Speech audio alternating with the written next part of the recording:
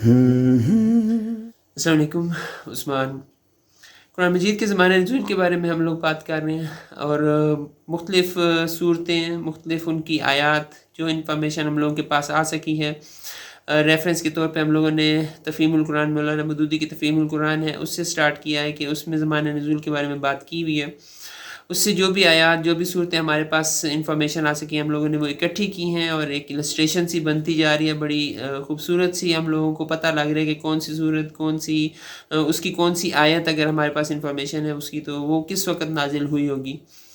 अभी तक हम लोगों ने सूरह अल-अंबिया तक पढ़ लिया है, सूरह अल-अंबिया सूरह नंबर 21 तक के ये इसका ज़माना नज़ूल क्या रहा होगा। अब सूरह अल-हज है, सूरह नंबर 22, इसके बारे में मौलाना मदूदी लिखते हैं कि इसमें दोनों मक्की और मदनी सूरतों की खसूसियात पाई जाती हैं।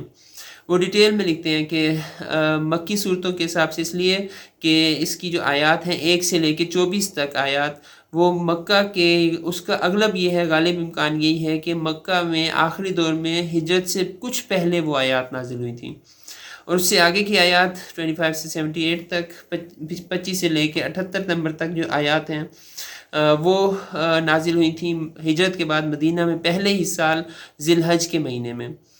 तो ये था सूरह अल-हज के बारे में, ज़माने नज़ूल के बारे में सूरह नंबर 22। इसके बाद है सूरह अल-मोमिनून, सूरह नंबर 23। इसके बारे में मौलाना मदूदी लिखते हैं कि ये मक्का के दौर मुतवस्सित में कहीं पे नाजिल हुई है।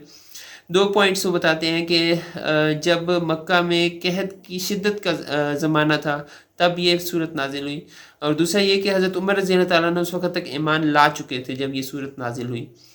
तो सूरह अल-मोमिनून सूरह नंबर 23 का ये ज़माना नज़ूल था। फिर सूरह नूर है, सूरह नंबर 24, सूरह नूर।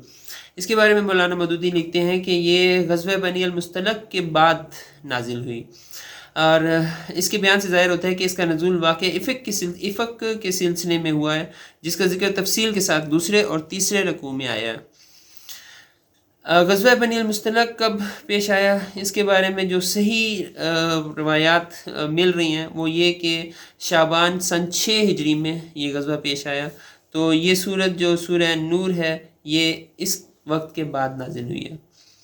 तो ये थी कुछ इन्फॉर्मेशन सूरह अल-हज, फिर सूरह अल-मोमिनून और फिर सूरह अन-नूर के बारे में, और फिर आहिस्ता-आहिस्ता इंशाल्लाह ये इन्फॉर्मेशन इकट्ठी होती जा रही है और डिटेल्ड इन्फॉर्मेशन, एक खूबसूरत डायग्राम, नक्शा या इलस्ट्रेशन आप लोग कह रहे हैं, उसकी फॉर्म में हम लोगों के पास इकट्ठी होती जा रही है।